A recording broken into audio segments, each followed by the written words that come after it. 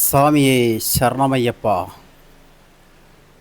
ഈ 2025 മണ്ഡലകാലത്തെ അപൂർവമായ ഒരു കാഴ്ച എനിക്ക് കാണാനെ കൊണ്ട് അയ്യപ്പസ്വാമി ഒരു അനുഗ്രഹം തന്നു.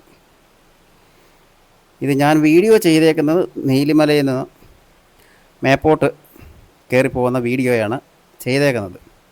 പക്ഷേങ്കിൽ ഞാൻ അപ്പാച്ചിമേട്ടിൽ നിന്ന് താഴോട്ട് ഇറങ്ങി വരിക. ശരംകുത്തിയല്ല, ശബരിപീഠം ആ നിരപ്പ് കഴിഞ്ഞ് താഴോട്ട് അങ്ങോട്ട് ഇറക്കാൻ തുടങ്ങുമ്പം അയ്യപ്പന്മാരുടെ എണ്ണം കുറഞ്ഞു വരുന്നു. ഞാൻ ഓർത്ത് എന്തുവാ. അത് കഴിഞ്ഞ് നേരെ അപ്പാച്ചിമേട് വന്നു. അപ്പാച്ചിമേട് വന്നിട്ട് താഴോട്ട് നോക്കിയപ്പോൾ കാണാം വിരളിൽ എണ്ണാവുന്ന സ്വാമിമാരേ ഉള്ളൂ. ഞാനോർത്ത് ഇതെന്തുവാ അയ്യപ്പസ്വാമി, ഒറ്റ അയ്യപ്പന്മാരില്ല. ഇതേപോലെ പൊഴിഞ്ഞ് ഓരോരുത്തർ വരുന്നു.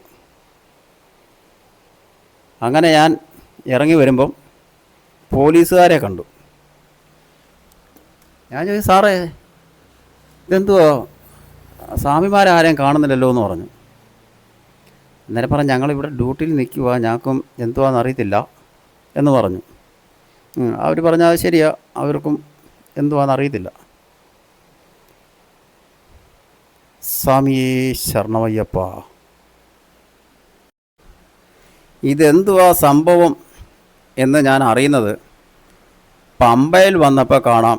നമ്മുടെ നീലിമല കയറാൻ തുടങ്ങുന്ന അവിടെ മുതൽ ഗണപതി അമ്പലം, പമ്പ തൊട്ട് മെയിൻ റോഡ് വരെ ബ്ലോക്ക്.